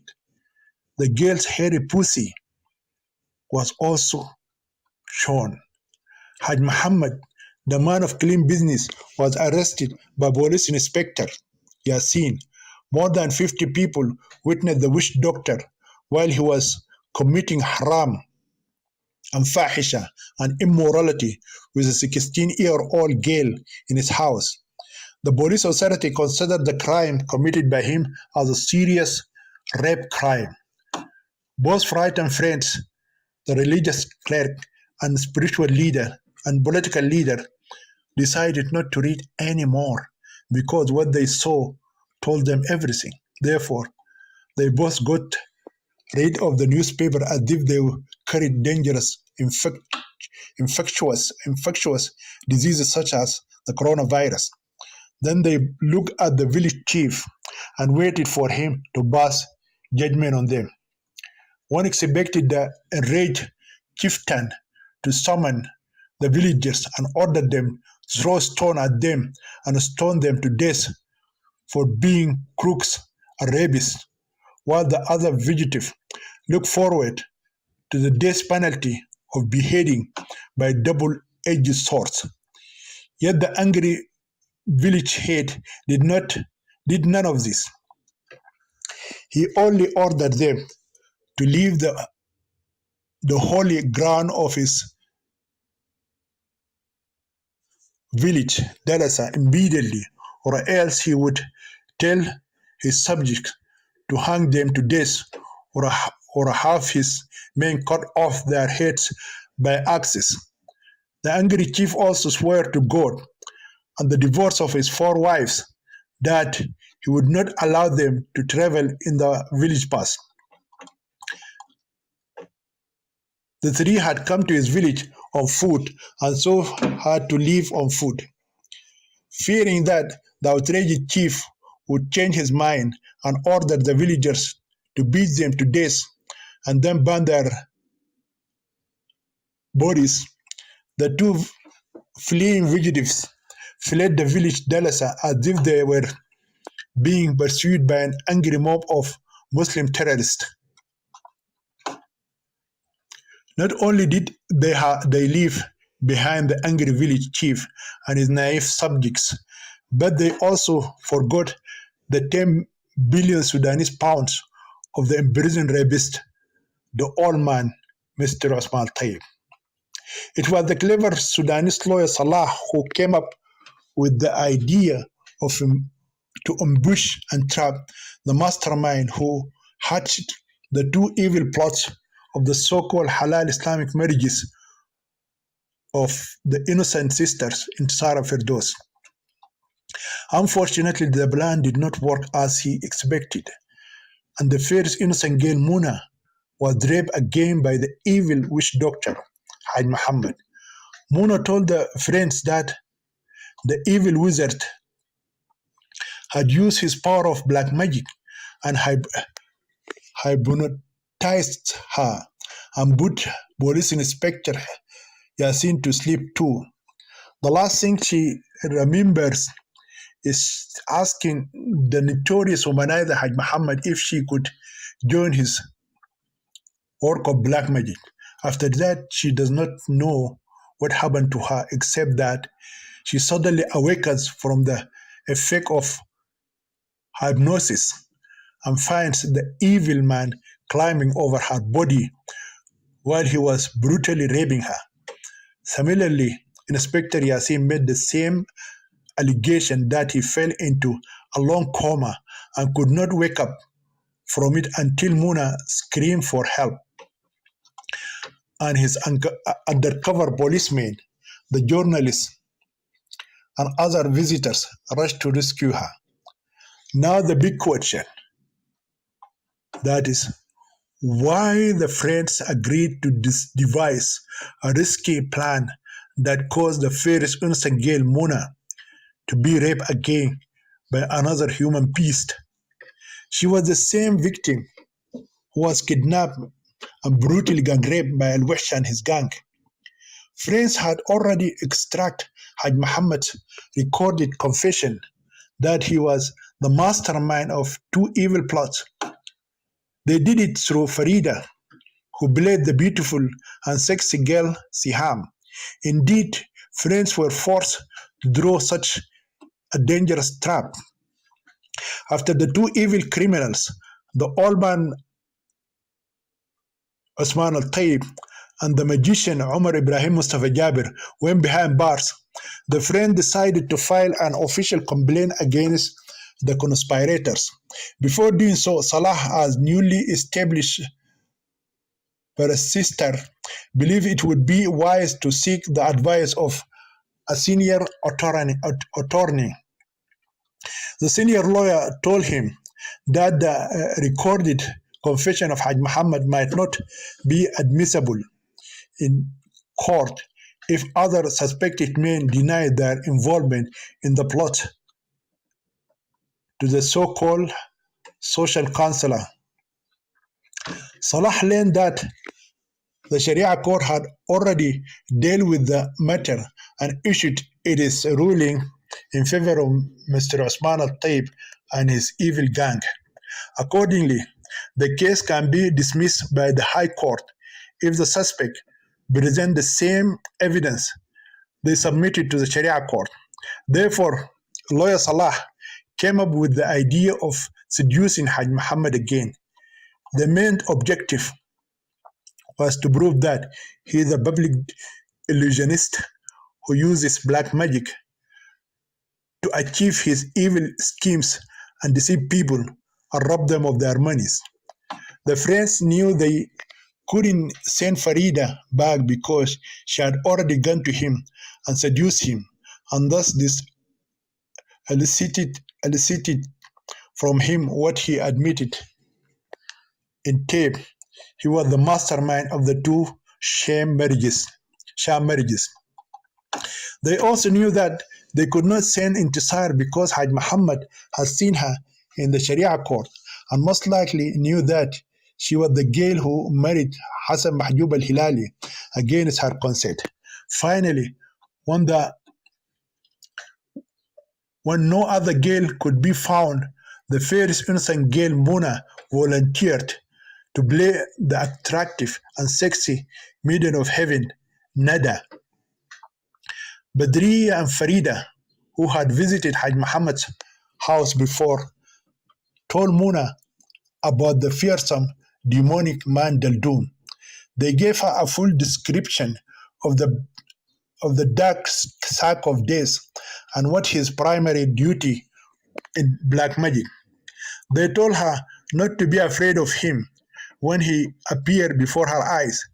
They said further to her that he would not harm the visitors of the witch doctor, Haj Muhammad. He is supposed to act as a liaison between the great wizard and his unseen demons. So when he appears before her eyes, she should not be afraid of him. They knew the witch doctor uses him to scare his female visitors so that he could manipulate and seduce them sexually. After that, the friends shared their brilliant plan with journalist Shamsuddin. The enterprising journalist immediately accepted the plan, agreed to play his part in it. At first, the friends wanted journalist the journalist Shamsuddin to play the role of the blind father, but he came up with a different proposal. According to him, the best person to play the role of the blind father is Inspector Yassin. The famous journalist Shamsuddin and Inspector Yassin become close friends after the former bestowed upon the latter the title of the great worthy police inspector and greatest man in law enforcement.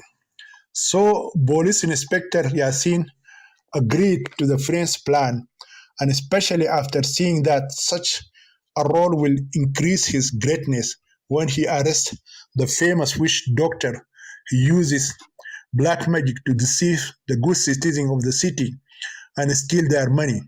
After that, the blind father and his daughter Nada arrive an hour before Haj Muhammad returned from the village, Delasa, to his residence in the city.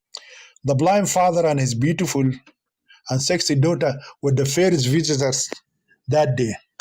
15 minutes after their arrival, 5 plainclothes policemen, along with journalist Shamsuddin, arrived at the house of the man of unclean business.